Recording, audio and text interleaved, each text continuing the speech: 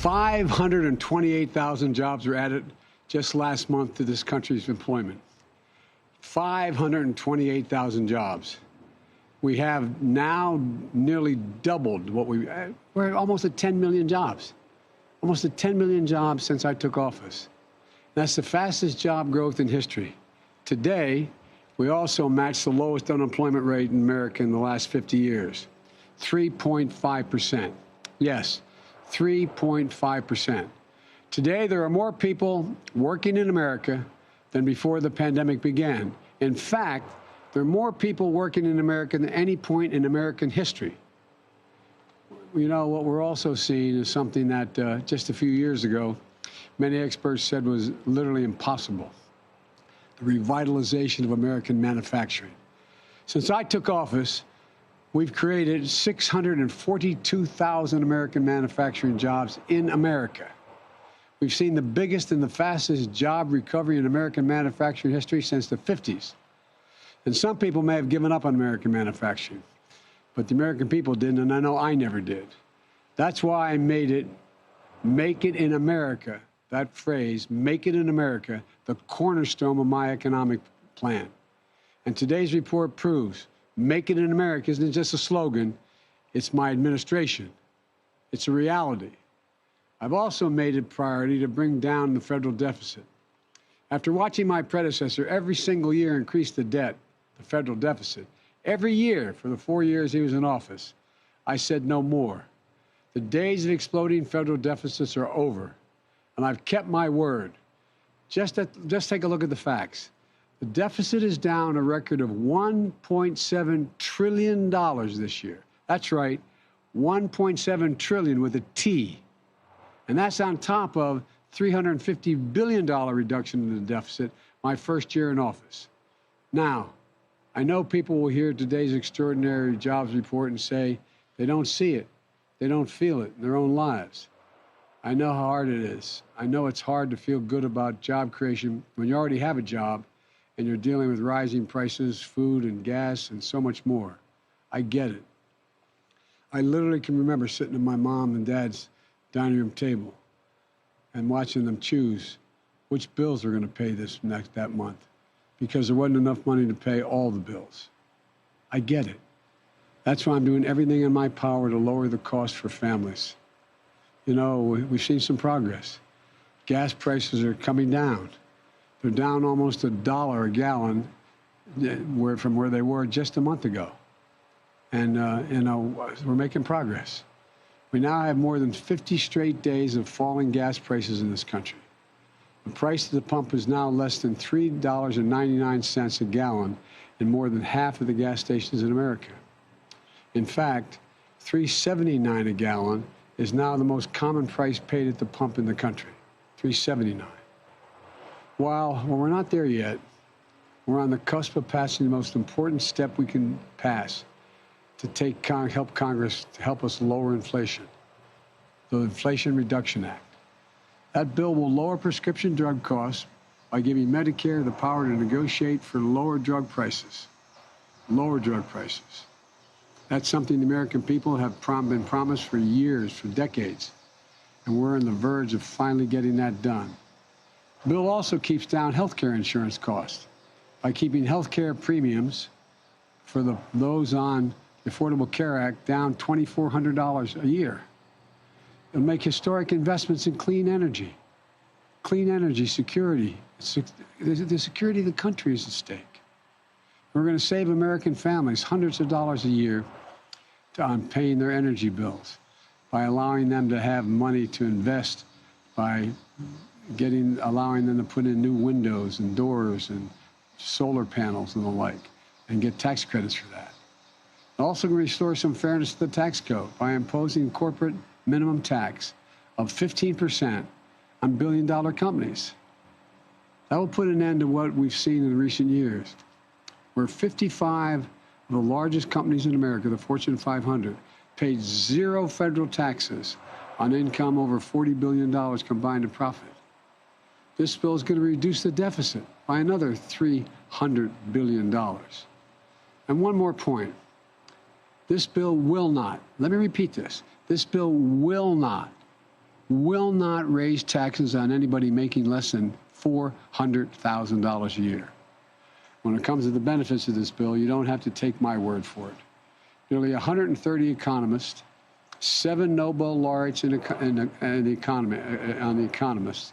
economics, I should say, former secretaries of Treasury, former Federal Reserve Vice Chair, former director of the Congressional Budget Office wrote that this bill will, quote, will, quote, fight inflation and lower costs for American families while setting the stage for strong, stable, and broadly shared long-term economic growth.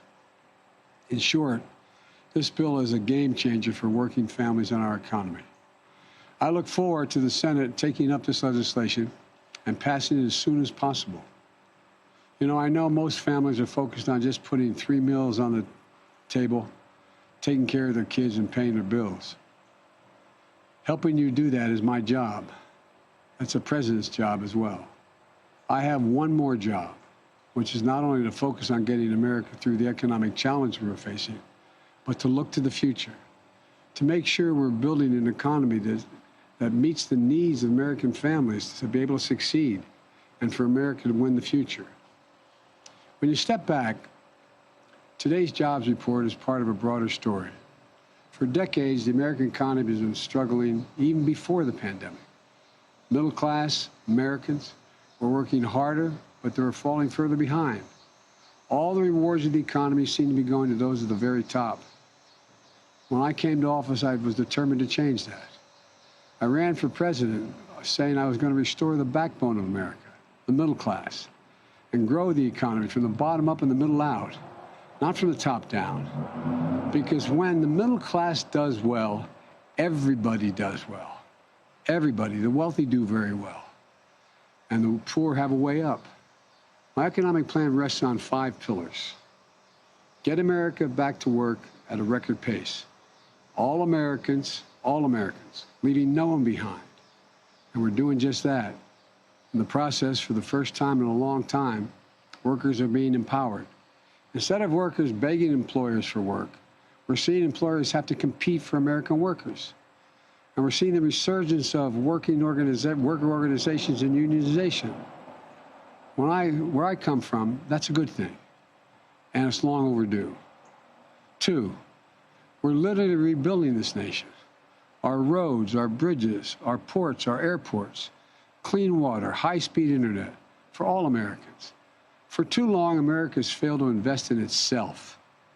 We changed that this year with the biggest investment in America since Eisenhower's interstate highway system. We're now committing to rebuild America, not just for tomorrow, but for the next decade. And that includes not only investments in things like roads and bridges, but investments in research and development, the next generation technologies from artificial intelligence to quantum computing to semiconductors. They're all going to remake the world. As I said earlier, we're going to build in America, build it here in America. Let me be clear. We're going to invest it in America. We're going to make it in America. We're going to win the economic competition of the 21st century in America. 3, give working people in the middle class a fighting chance. More than just a little breathing room, a real chance to get ahead by making their everyday things more affordable and accessible, like health care, prescription drug costs, energy, child care, education, housing, and so much more. Because when we lower those costs of all the necessary things, we improve their standard of living. 4, make our economy more competitive and less concentrated. When too few companies dominate a market, that reduces competition, drives up the cost for American consumers. That's been going on for too long. We need to give small business and entrepreneurs more opportunities and consumers more choices at affordable prices. The 5th thing, the 5th pillar, we're going to reward work, not just wealth in America, so that everyone pays their fair share in taxes. I'm a capitalist. I'm not trying to punish anybody, but I'm saying everyone should pay their fair share, just their fair share. America is a nation that was built on work. We can never lose sight of that. That's why the strength and pace of our job recovery is so important. In the past, it's taken years for Americans to recover from an economic crisis that we inherited. And when that's happened, millions of people suffered for years and years just trying to get back to where they were before, just trying to get back on their feet. Well, that didn't happen this time. You know, my dad used to say that a job is about a lot more than a paycheck. It's about your dignity. It's about respect. It's about your place in the community. It's about being able to look your child in the eye and say, honey, it's going to be okay, and mean it. That's the economy I'm determined to build today. That's the economy I'm looking at. Now, part of changing the way things have been done in the past is by restoring the faith of the American people in their government. Today, I'm going to be signing very shortly two bipartisan bills that began to restore that faith. The key driver of our economic recovery is the resurgence of American small business. Small business hires many people as the major corporations. We just learned last week that small businesses with less than 50 employees created nearly 3 million jobs in 2021.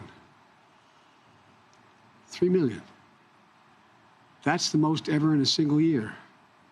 And more Americans applied to start new businesses than ever before in our history. And part of our plan is making sure that when we commit funds to help American small business, it actually goes to those small businesses they're supposed to go to.